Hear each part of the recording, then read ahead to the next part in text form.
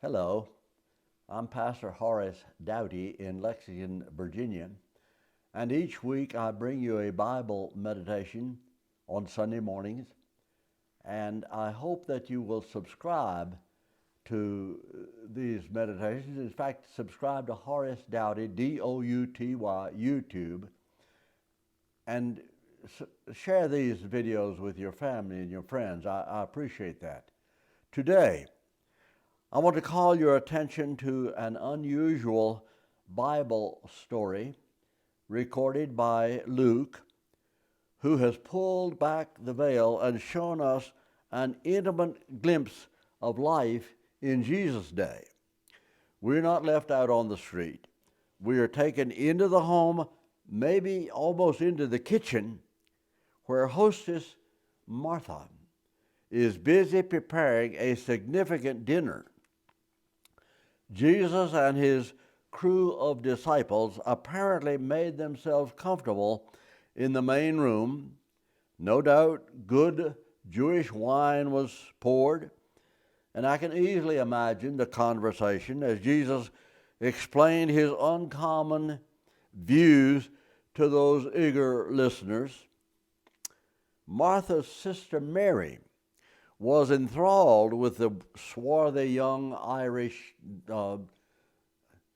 Jewish priest, Jesus, and so she listened intently, unwilling to miss a single word. For her, it was an opportunity of a lifetime. She had a gift. She recognized genius. Somehow she understood that right there in her own home, something significant was happening. And it was more vital than a meal. Many people do not have that gift. I think of those bored cadets here in Lexington so many years ago, snickering at the eccentricities of a professor they derisively named Tom Fool.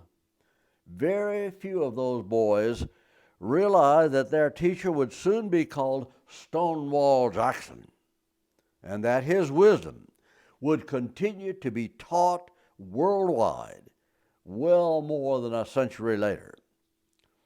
I read about Abraham Lincoln. Even though he was president, they nicknamed him Dumb Gorilla. Some people hated him to this day.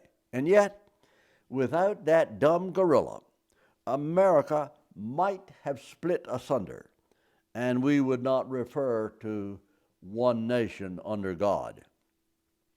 The list is endless. I think of that great Galileo, absolutely condemned by the church, but adding to human knowledge in heroic steps. And Albert Einstein, ridiculed for his scruffy hair and his wild notions. And of course, Jesus Christ, executed by the establishment. Too many people simply did not and do not recognize good when they see it. Mary was that exception. Martha, bless her heart, followed conventional wisdom. She had guests, and she wanted to provide for them. There in the kitchen, she was doing all the accepted things. But she made one mistake, and Jesus called it out. Martha assumed that Jesus wanted roast lamb, but what he really wanted was her attention, her ear, her respect. Be aware, Jesus did not fit the social norm of his day. His style was different and sometimes disruptive. The Jewish rabbi, which he was expected to teach male students only. And for Jesus to share wisdom with Mary, who was sitting right there on the floor, indicates a serious breach of convention. Many were offended. But in fact, Jesus Christ was deliberately opening the windows of heaven, and light was shining on men and women equally. Martha good as she was, did not understand what was actually happening in her house that day. I suspect she never caught on, even when Jesus did his best to explain to her. In our day, we're dealing with disruptive leadership. I wonder what Jesus would have us do. This story suggests that he might give us the same answer he gave Martha. He said to her, "Martha, dear, be patient. Your intentions are good, but you're not quite on track. Some things are important, some are less important. Your sister Mary got it right. She's here joining in my lesson." We are indebted to Luke. He preserved this little story, but how I wish so many times in the Bible for at least one or two more verses at the end. How did Martha respond to this rebuke and rebuff of Jesus? We know she had a sharp tongue.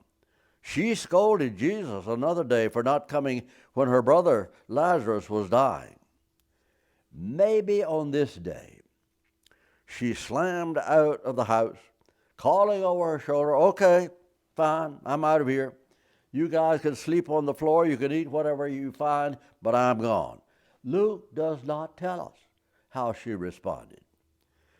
Jesus implied that his lesson to those disciples and to Mary was more important than southern hospitality. What was his topic? We don't even know.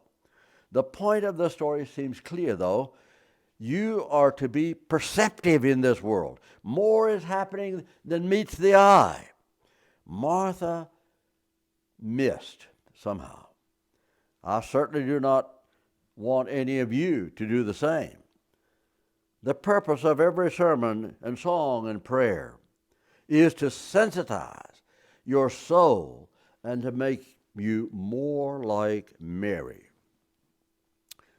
Singing is inspiring. Why do people sing in church? Because it's healthy.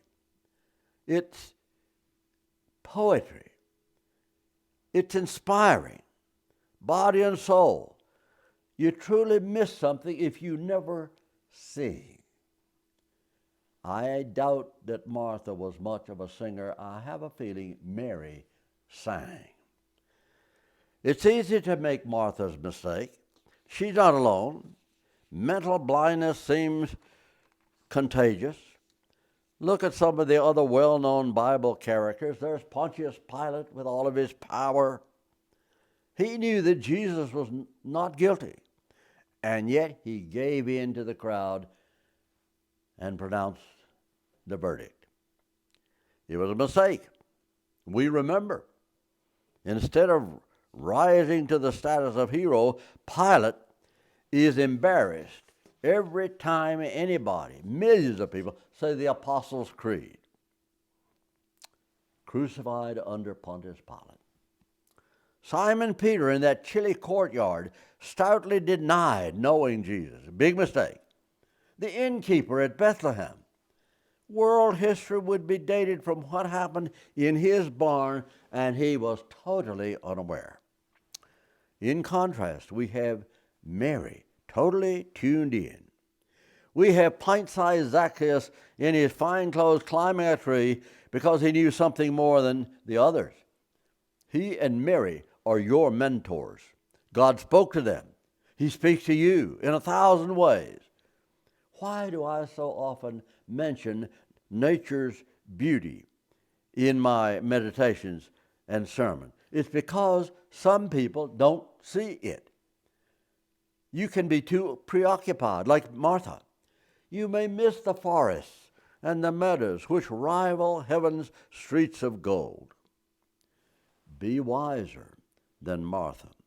Make room for the unexpected moments and unexpected miracles. A person can surprise you, no matter if she is your house cleaner or your politician or your enemy or your Lord. Amen.